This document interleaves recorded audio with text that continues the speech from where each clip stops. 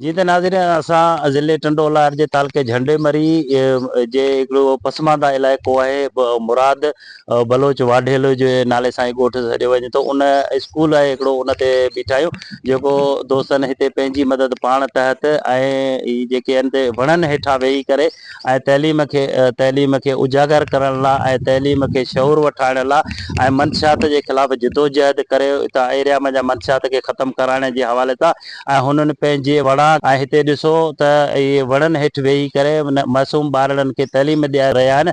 अचो त उन हवाले सां असां हिननि दोस्तनि खां था पुछूं ऐं उन्हनि जी त इन तइलीम जे हवाले सां हुननि खे ही कीअं शौक़ु जाॻियो ऐं हिन ॿहिराड़ी जे इलाइक़े में हेॾी सारी तइलीम ऐं हेॾा सारा ॿार ऐं उन्हनि जी महिनत खे जस लड़नि। अचो त उन्हनि खां था पुछूं त उन्हनि जो छा चवणु आहे। सर तक़रीबन असां 2010 खां वठी असां कुझु दोस्तनि गॾिजी करे तालीमी जागरता ऐं मंशा जे ख़िलाफ़ स्टैंड जेके खया हुआ उन्हनि में माशाल्लाह तक़रीबन सुठी मोट मिली कुझु सालनि में।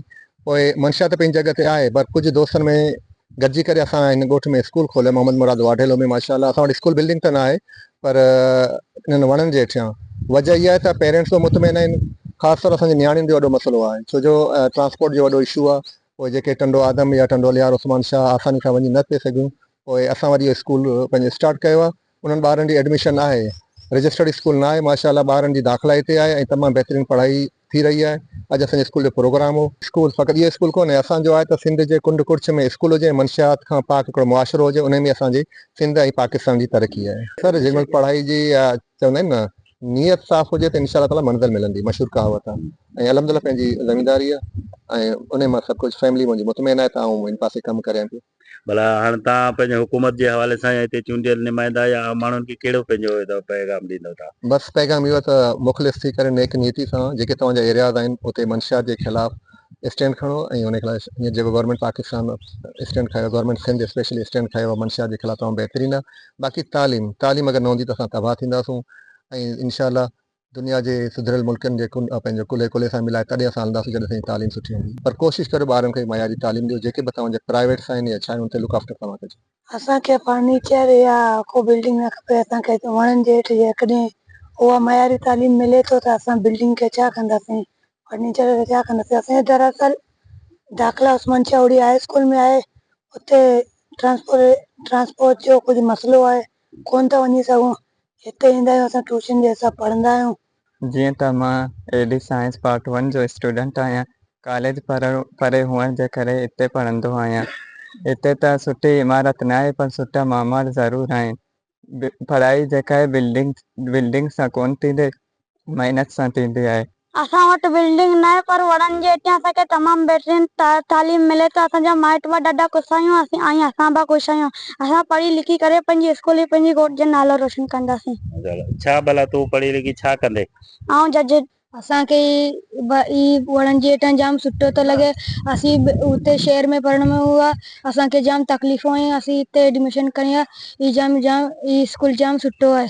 असीं हिते ये महसूस करूँ पर यानी कि उस स्कूल में हम वैसे यहाँ पे ट्यूशन के हिसाब से पढ़ रहे हैं। हम वैसे तो उस्मान चावड़ी हाई स्कूल में पढ़ रहे हैं, वहाँ पे आने जाने का सहूलत नहीं है, इस वजह से हम यहाँ पे पढ़ रहे हैं। यहाँ पे तो बिल्डिंग तो नहीं है, मगर हमें अच्छा पढ़ाई और तालीम मिल रहा है। सर आपका बहुत बहुत शुक्रिया।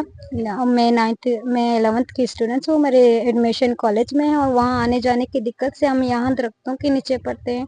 इंशाल्लाह हम पढ़ लिख कर अपने उस्ताद अपने वालिदैन के नाम इंशाल्लाह रोशन करेंगे। हम बहुत फ़ख्र महसूस कर रहे हैं, हम स्कूल में पढ़ रहे हैं। माशाल्लाह बहुत बहुत यहाँ पर अच्छा तालीम हासिल हमें हो रहा है। जिसने भी ये स्कूल बुनियादी शुरू की है उसका बहुत बहुत शुक्रिया। मैं बहुत अच्छी महसूस कर रही हूँ, क्योंकि इन दरख्तों के नीचे की पढ़ाई इंशाल्लाह एक दिन हम पढ़ लिख कर अपनी मंजिल पर पहुँचेंगे। पढ़ाई बिल्डिंग से नहीं होती है, मेहनत से होती है। तो बहुत अच्छी फीलिंग हो रही है हमें कि हम यहाँ पे पढ़ रहे हैं, अपनी सब्जेक्ट यहाँ पे पढ़ रहे हैं।